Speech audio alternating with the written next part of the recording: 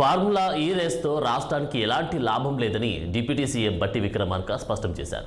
ఈ విషయంలో ఎలాంటి నిబంధనలు పాటించలేదని, ఓ కంపెనీకి లబ్ధి చేకూర్చడానికి ఫార్ములా ఈ రేస్ నిర్వహించేందుకు సిద్ధమయ్యారని బట్టి విక్రమార్క పేర్కొన్నారు. ఈ ఫార్ములా రేసులో రాష్ట్రానికి వచ్చే లాభం ఏమీ లేదన్నారు. ఈ వ్యవహారంలో బిజినెస్ రూల్స్ నిబంధనలు పాటించలేదన్నారు.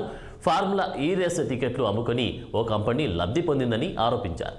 ఈ ఫార్ములా రేస్కు సంబంధించి ఇప్పటి వరకు 55 కోట్లు చెల్లించారని, మిగతా 55 కోట్లు చెల్లించడానికి ప్రభుత్వానికి నోటీసులు ఇచ్చినట్టు తెలిపారు.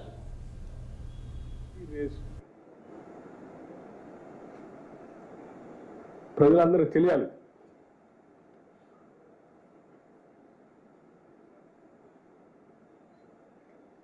ట్రై పార్టీ అగ్రిమెంట్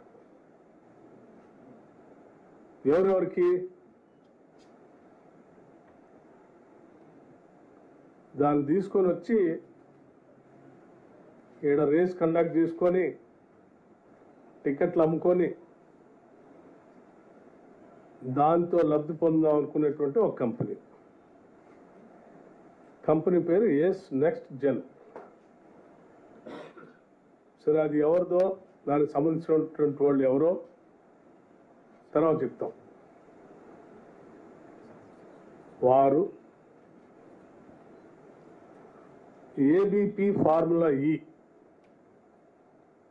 ఇంకో కంపెనీ, ఈ ఫార్ములా ఈ రేస్ కండక్ట్ చేసేవాళ్ళ కంపెనీ, ప్లస్ తెలంగాణ రాష్ట్రం, ఈ ముగ్గురు కలిసి ట్రై పార్టీ అగ్రిమెంట్ చేశారు.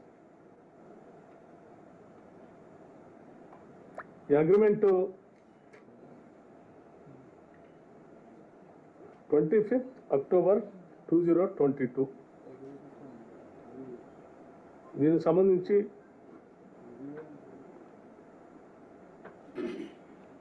మరి రాష్ట్రానికి ఏదైనా ట్రై పార్టీ అగ్రిమెంట్ చేసుకుంటే, ఏదైనా ఈవెంట్ కండక్ట్ చేస్తే ఆ ముగ్గురు వాటాదారులు అన్నట్టు అవుతుంది.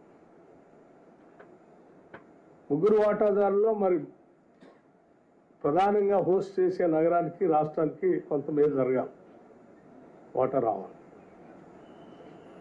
ఈ అగ్రిమెంట్లో ఏంటంటే టికెట్లు అమ్ముకునేదేమో